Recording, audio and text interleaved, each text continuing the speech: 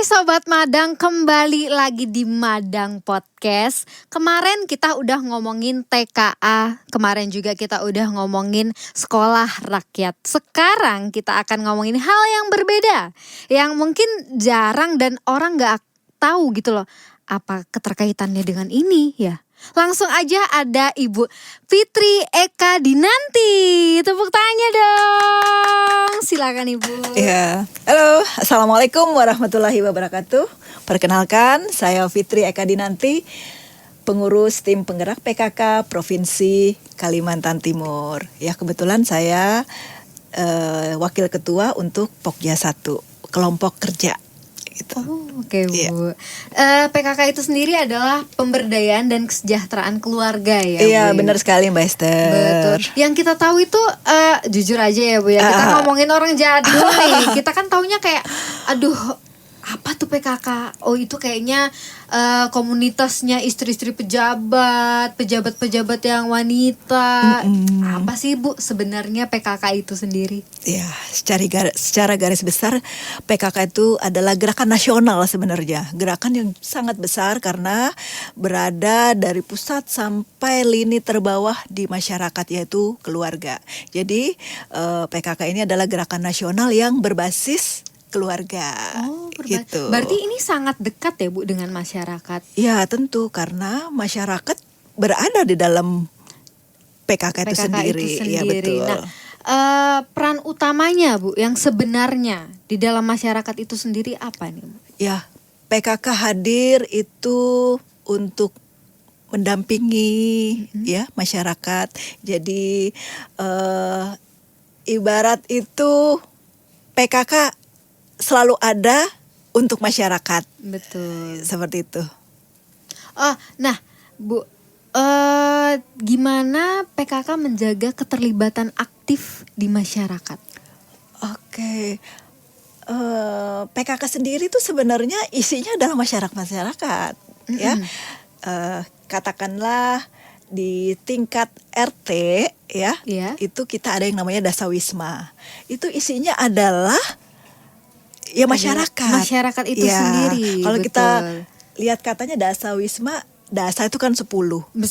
Jadi di situ berisi 10 kepala keluarga, 10 rumah. 10 rumah. 10 kepala keluarga yang ada dalam satu kelompok Dasawisma itu. Jadi dalam satu RT katakan rumah atau bloknya itu ada banyak, ya Dasawismanya juga akan banyak. Nah, disitulah tadi kita menjaga keterlibatan. Betul, keterlibatan aktif. PKK ada yang karena mereka memang ada dan di situ. Berhubungan dengan masyarakat. Berhubungan langsung dengan masyarakat karena memang masyarakatnya adalah pelakunya. Seperti itu Mbak Esther. Ngomong-ngomong, kita kan dari Dinas Pendidikan dan Kebudayaan Provinsi Kalimantan Timur. Pastinya kita akan ngomongin tentang pendidikan. Exactly. Nah, menurut Ibu, apa tantangan utama pendidikan keluarga masa kini? Ya, tantangan utama daripada pendidikan masa kini lumayan banyak ya. Mengingat sekarang zaman udah luar biasa ya, sangat teknologi pesat. Ya. Betul. Belum apa-apa udah langsung viral. Betul. Udah diketahui langsung di seluruh pelosok negeri. Kayak banjir Bu. Ya, kayak banjir kayaknya langsung cepat. Udah di sini banjir nih, di sebelah sana enggak, di sini aman. Benar-benar gampang sekali kita mengakses. Nah, hal ini juga yang menjadi sebenarnya tantangan kita dalam mendidik. Ya, terutama anak-anak kita ya. Ada banyak hal yang selain teknologi ya, kemudian juga bisa jadi orang tua yang pola asuhnya yang tidak benar. Ada juga dari faktor lingkungan, ya kan? Iya betul. Dari lingkungan, pertemanan ya. Kemudian ya banyak hal ya yang menjadi penyebab adanya permasalahan pendidikan tadi. Betul Bu. Nah, bagaimana PKK melihat peran orang tua dalam mendidik anak di era digital ini Bu? Ya, kalau saya lihat orang tua tuh harus pinter-pinter ya. Harus pinter-pinter mengikuti perkembangan zaman. Jadi kalau kita lihat sekarang tuh orang tua kayaknya udah jauh lebih tertinggal daripada anak-anaknya, walaupun dia terhitung masih Itu masih kecil ya. Iya Bu. Sekarang Masih tuh SD aja anak kecil udah apa? Udah paham banget dengan teknologi, dan mereka sangat melek dengan dengan informasi-informasi terkini. yang ada. Nah, orang tuanya jadi tertinggal. Nah, ini yang saya lihat bahwa orang tua itu harus mengisi dirinya, harus mengejar supaya ada keseimbangan, balancing antara informasi yang diterima anak dengan yang orang tua. Orang tua. Supaya ada match ya, bisa ya, ketemu bener, ya gitu. betul. Ada kesepahaman juga. Soalnya gini, contoh deh, kita Iya, kalau Bu. pacaran. Nah, aduh pacaran deh. Pacaran deh. Jangan senyum-senyum Pak Ji. Wah, ini jangan-jangan pada jomblo. Iya. Udah ada yang berkeluarga, Bu. Udah ada, alhamdulillah. Udah akan OTW. Oh iya. Semoga amin. lancar. Semoga lancar amin. ya. Amin. Nah, jadi misal dengan pasangan, kalau kita masih pacaran, kemudian satu beda hobi, satu beda pemikiran, Betul. satu beda ini, itu pasti udahlah, perasaan pasti udah gak nyaman. Iya kan? Betul. Tapi kalau kita misalnya bareng gitu, sama-sama hobinya, sama-sama dikomunikasikannya ya Bu ya. terus komunikasinya juga asik gitu kan. Betul. Tidak ada yang saling menyudutkan. Benar. Nah, yang paling penting itu adalah kita berpikir positif. Betul. Ya, bagaimana jika terjadi sesuatu itu kita komunikasikan. Kita komunikasikan, pasti enak lah kalau sudah komunikasinya terbuka seperti Kalau itu. terbuka dan dua arah ya Bu. Dua ya? arah, Betul. benar. Nah, apakah ada nih Bu program atau kegiatan PKK yang secara khusus mendukung peningkatan kualitas pendidikan keluarga? Ya, kalau di PKK itu kita ada yang namanya kelompok kerja ya. Ya. Kelompok kerja di PKK itu ada 4. Apa aja tuh Bu? Pokja 1 itu kebetulan saya ada di situ, iya. pengamalan Pancasila dan gotong royong ya. Terus kemudian Pokja 2 itu pendidikan, keterampilan ya. Terus yang ketiga itu pangan sandang, dan kalau Pokja 4 itu tentang kesehatan. Iya. Nah, kalau tentang program yang ada hubungannya dengan pendidikan, ya itu mungkin lebih melekat di Pokja 1 dan Pokja 2. Betul. Dan Pokja 3 dan Pokja 4 tetap ada tapi secara tidak langsung ya, tapi tetap ya seperti pendidikan bagaimana hidup sehat ya kan, betul. Bagaimana makan bergizi. Nah, itu kan semuanya ilmu juga, pendidikan juga. Betul, ya kan, Bu. Benar. Jadi kalau untuk pendidikan tadi yang ini, kalau kita di Pokja 1 tuh ada namanya Paredi. Ya. Karena Paredi itu soalnya ini intinya dia banyak. Oh, oke. Ada kisah, ada apa segala macam. Saya kalau jelasin nggak habis. Yang habis aja, Bu. Yang habis aja. Iya. Yang habis aja. Oke. Kalau di PKK untuk di pendidikan, program terkait pendidikan, kita ada ya namanya Paredi. Kemudian di program itulah kita membahas memberikan banyak hal. Terkait sikap, terus pencegahan narkoba pun ada di situ. Perlu banget itu. Trafficking. Jadi luas sekali. Sangat luas ya, Bu. Sangat luas sekali. Nih kalau saya jelasin, Mbak, mungkin kita 3 malam nggak pulang-pulang ya. Jangan Bu, saya masih ada kerjaan kebetulan. Agak langsung merengut bukannya teman-teman di belakang kamera ya. Iya. Boleh. Tapi bisa dijelaskan dong Bu, bagaimana PKK berkontribusi dalam membantu keluarga menghadapi persoalan sosial seperti kurangnya komunikasi antar anggota keluarga atau masalah pendidikan anak. Iya. PKK sendiri karena kita memang hadir di lini paling di keluarga ya, di masyarakat yang paling mendasar sekali. Jadi biasanya itu kita mengadakan pendampingan. Ya, mengadakan pendampingan karena ini berjenjang. Kan Pokja, ketua Pokja biasanya tahu nih, oh si ini ada permasalahan tentang katakan apa tadi, anaknya misalnya putus sekolah karena tidak ada biaya. Nah, itu tapi ini tergantung manusianya lagi, Mbak Esther. Ya, betul. Ada RT yang hanya memang statusnya doang sebagai RT. Tapi ada juga tidak yang berfungsi dengan baik. Ya, hanya menerima pembuatan KTP misalnya. Betul. Atau ada surat-surat lain yang perlu ditandatangani, fungsinya hanya itu.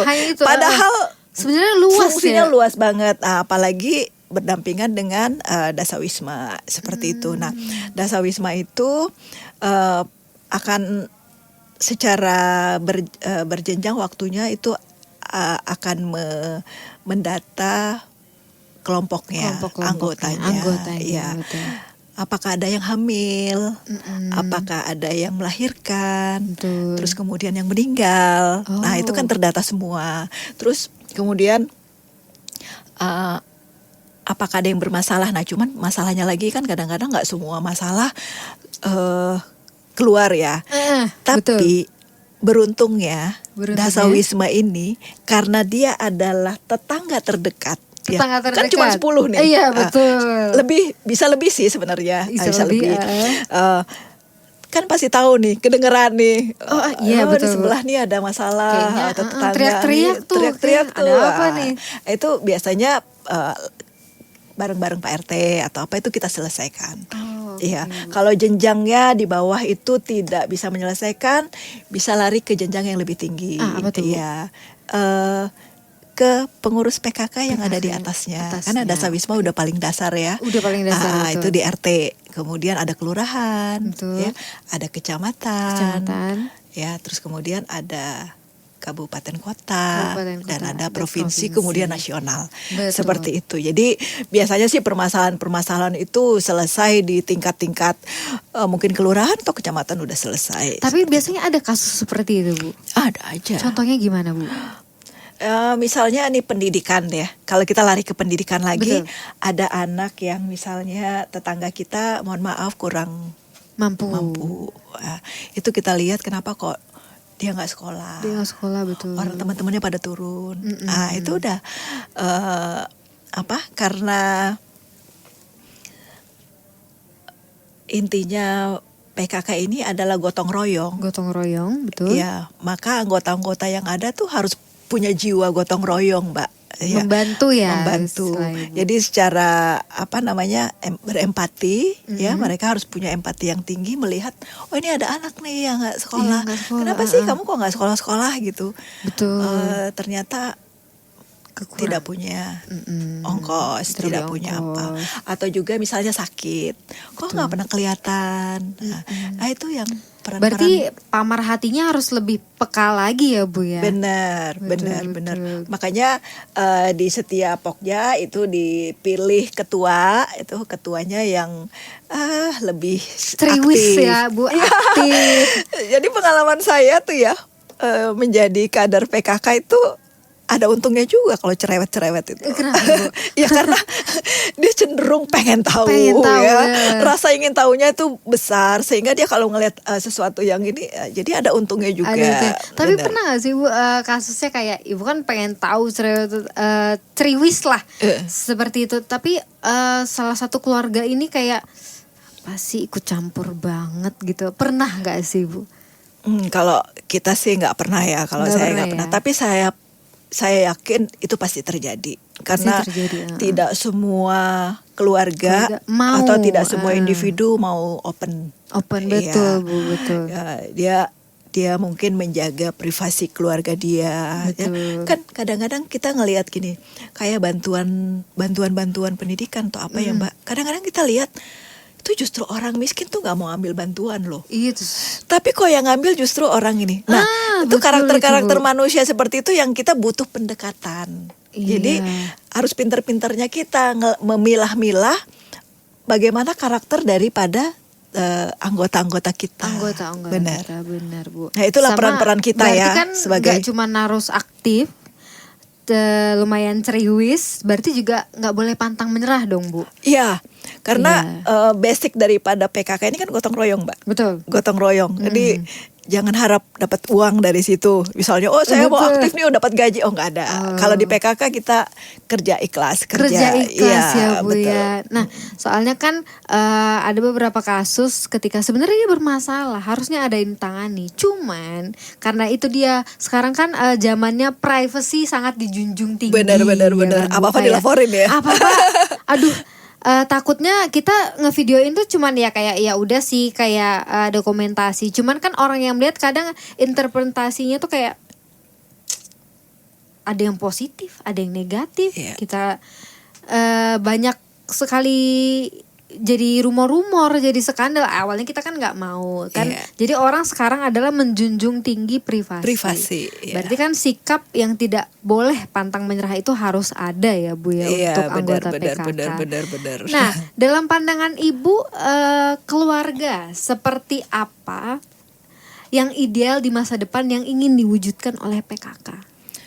Iya, jadi kita tentu mungkin bukan PKK aja ya. Iya, Bu. Semua kita juga pasti Semua mengharapkan komunitas, bahwa betul. keluarga masa depan itu adalah keluarga yang sehat, berakhlak, iya, betul. dan mempunyai pemikiran yang maju gitu, seperti itu. Mungkin itu akan mewakili semua hal-hal yang Semua hal-hal ingin dicapai gitu. Betul, gitu, Bu. Mbak. Nah, mendengar Ibu tadi tuh kayak kayaknya sangat-sangat banyak untuk terutama untuk bidang pendidikan ya Bu ya, kayaknya banyak yang bisa digali. Nah, untuk anggota sendiri kita kembali ke belakang lagi nih, gimana kalau kita misalnya saya nih pengen kayaknya PKK ini programnya bagus-bagus sih ya Bu ya. Bisa dilihat di websitenya juga. PKK ada websitenya ya Bu Ada ya. dong. Saya lihat lengkap banget informasinya.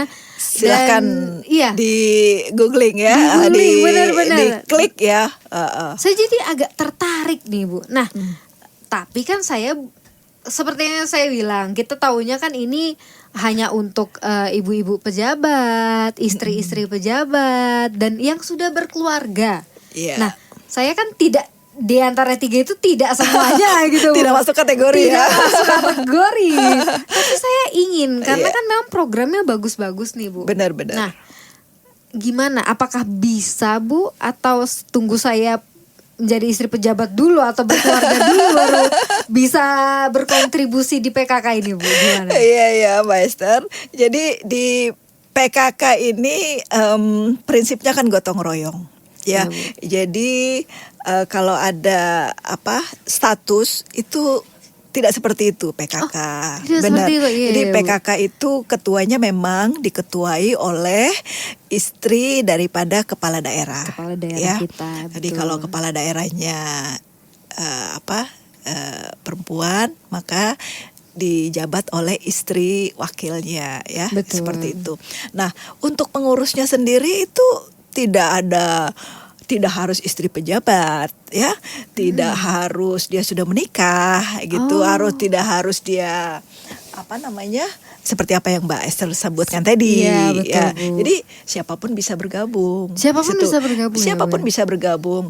Yang penting dia punya jiwa keikhlasan, jiwa gotong royong, kebaikan-kebaikan, aktif yang ingin dia tularkan, yang ingin dia kontribusikan kepada daerah masyarakat, ini, kepada masyarakat terutama. Seperti itu, Mbak. Berarti harus kuat hati ya Bu ya. Oh, kuat hati. Tapi sering terjadi penolakan gak sih dari masyarakat kepada pengurus-pengurus PKK ini? Ya enggak lah, kan mereka bagian daripada PKK. Betul. Nah, dan PKK pasti dinanti-nanti lah gitu kan. Betul. Karena kalau ada kegiatan-kegiatan mereka diikut sertakan seperti itu. Berarti memang sangat terbuka untuk masyarakat ya Bu ya. Iya, jadi itu untuk pengurus ya. Untuk pengurus itu memang ya harus ter-SK-kan. Ya kan. Tapi kalau untuk menjadi kader ya semua orang bisa Semua terlibat. orang bisa ya Bu ya, benar. Nah, Pertanyaan terakhir nih Bu. Apa tuh? Ternyata kita udah di penghujung acara aja. Nah, apa pesan Ibu untuk generasi muda atau keluarga muda agar mau ikut terlibat dalam kegiatan PKK? Ya, karena PKK ini berada di lini terbawah masyarakat, yaitu keluarga. Betul. Jadi siapapun itu bisa aktif sebenarnya di Dasawisma. Nah, Betul. karena Dasawisma itu juga bagian daripada PKK. Ya, silahkan kalau punya ide-ide atau punya ingin sesuatu yang ingin dikontribusikan kepada daerahnya, lingkungannya, silahkan diskusikan, silahkan bicarakan di Dasawisma tersebut. Jadi misalnya kita bikin pelatihan memasak. Aku nih suka masak nih misalnya. Aku punya resep bagus. Nah, ajarin ke ibu-ibu yang ada atau siapapun yang berminat seperti itu. Betul, Ibu. Dan saya beberapa kali Mbak jadi koki. Iya, juri. Guru masak. Masak. Karena kebetulan saya bukan tukang masak yang profesional, tapi saya punya beberapa resep yang memang resep andalan gitu, dan tidak semua ada duanya ya. Nah, tapi itu saya terapkan di kampung ya. Karena akhirnya kita jadi kalau untuk bikin ini nih kayaknya ini seperti itu Mbak. Itu ya bisa deh. Ya, seperti itu contoh kecilnya. Jadi kalau kita punya sesuatu yang ingin kita kontribusikan, saya ingin nih berpartisipasi, ya silahkan. Tapi kalau mau yang skalanya lebih besar, silahkan dibicarakan lagi dengan ininya. Dan kita juga terbuka kok untuk bisa, maksudnya bisa berdiskusi. Ya, kantor kita di Jalan M Yamin. Kita setiap hari buka itu. Ada sekretariat jam kerja ini jam kantor betul ya. Ada tim sekretariatan yang aktif setiap hari berada di kantor gitu. Oke deh, kalau mau lebih detailnya lagi ke websitenya aja. Semua programnya ada dan sangat open ya Bu untuk diskusi tentang keluarga, dan nggak cuman keluarga, nggak cuman pendidikan, bahkan banyak ya tadi Bu ya, ada 4 kelompok. Iya, ada kelompok kerja. Betul. Gitu.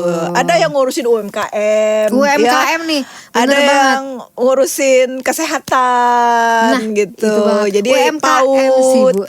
Banyak. Jadi semua di 10 program PKK itulah kunci daripada kegiatan PKK itu sendiri. Betul banget. Oke deh, kita udah sampai di penghujung acara. Mungkin sedikit kata-kata hari ini untuk semuanya. Kata-kata hari ini apa ya? Oke. Kalau Indonesia ini pengen maju, Kalimantan pengen maju, mulai dari kita, mulai dari keluarga kita, karena keluarga yang hebat, keluarga yang solid, keluarga yang berliterasi itu akan membuat Kalimantan Timur maju. Ya. Gak cuman Kalimantan Timur, tapi generasi yang akan datang ya, juga menuju generasi emas. Betul, 2024. Seperti programnya Bapak Gubernur menuju generasi emas. Oke deh, itu aja dulu. Sampai ketemu di Madang Podcast selanjutnya.